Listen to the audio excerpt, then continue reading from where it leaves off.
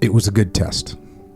It was a good way to figure out who really had the will to win. And I'd already put them through some paces in the morning with your standard sprints and jumps and push-ups and buddy carries, and made them hit the surf and get wet and run a little bit more and all that kind of stuff. You know what I mean? Mm-hmm. I had tested them with some complicated instructions and various physical and mental tasks that required leadership and memory and attention to detail. This kind of stuff, right? And so then, as I'm really trying to parse out who wanted victory, I came up with another test. And this wasn't a complicated test. I told them what they had to do was swim across the river. This river's down by the ocean. Swim across the river, go get the biggest possible rock that they could carry, and then swim back. And whoever could put their rock at my feet, whichever rock was the biggest, would win. And I figured it was a good test of more than strength. I wasn't really thinking about that, or endurance. I wasn't really thinking about that. I was thinking of good ability to adapt, because if you're going to carry a rock in one hand, you're going to have to adjust your swimming technique. And whoever could adapt and keep up their speed on the swimming would be able to win. So I gave them the starting command, which is stand by, bust them. And off they ran, and they all sprinted into the water, ankle deep, and then waist deep, and then chest deep, and then, because, the river gets deeper, and then it got to the deep part, and so then they all start swimming across.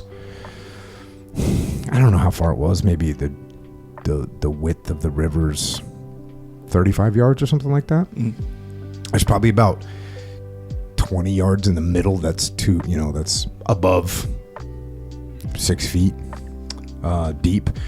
And so I'm watching, and they get across the river, and they're wading out the other side, and they come up on the other side, and I was watching them, and they were all kind of picking up their rocks and heading back towards the water, like a tennis ball sized rock, or maybe a baseball sized rock, or maybe a softball sized rock.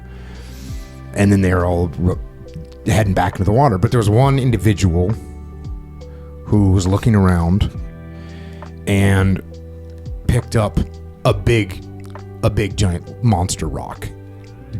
Had to lift it like sumo style deadlift. You know what I'm saying? Mm-hmm. Like strongman competition style. Sure. It took two hands and kind of wrapped around and picked it up. It was certainly too big to be carried with only one hand, and definitely you could not swim with this thing. So I thought to myself, there's going to be some lessons learned for this individual.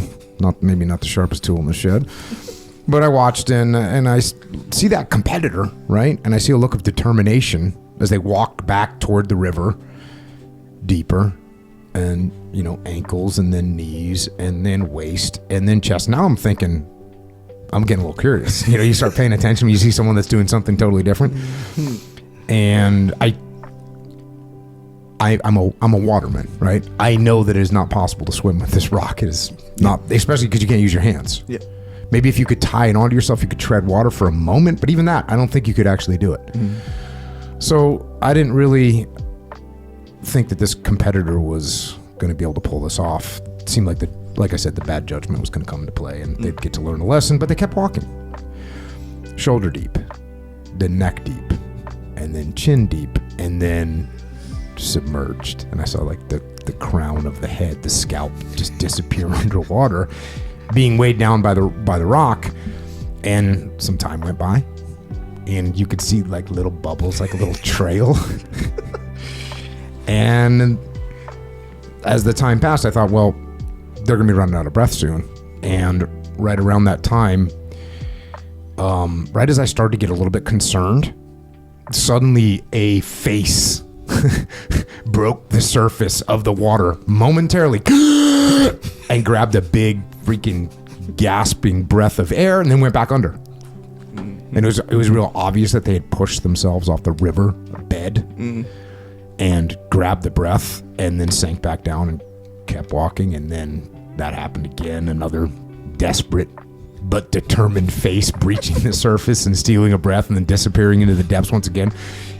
But they were making progress. And after maybe the fourth one, it seemed, okay, they're going to pull this off. And it was a long slog. But, you know, they drove on, and this individual didn't really seem to care too much about the pain and the discomfort. And they moved closer and closer, and finally their head came out of the water. And by this time, many of the other competitors had made it to me because they were kind of swimming. And they'd placed their, I'll say, their humble rocks at my feet. You know, the little apple-sized rock, maybe the biggest about a grapefruit size, maybe 2-3 pounds. Sure. And then came the determined human lumbering out of the water with a 60 or 70 pound rock. A colossal stone cradled in her arms, like a big mass of depleted uranium. She came over to me, dropped the boulder at my feet, and looked at me and smiled because she knew she had won, and we both knew that it wasn't even close. And so I called the attention of the other competitors, probably about, I don't know, maybe 15 girls between the ages of 7 and 10, all family friends of, or friends of my family that we were all camping at the beach. And I told them that the winner, by a long shot, was Rana Willink, my daughter. And she smiled, and I smiled too.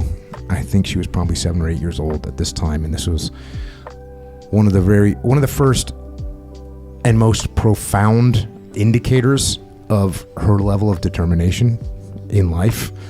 And she continued on that path of determination, pushing herself, getting better. And she's always done that with a smile on her face.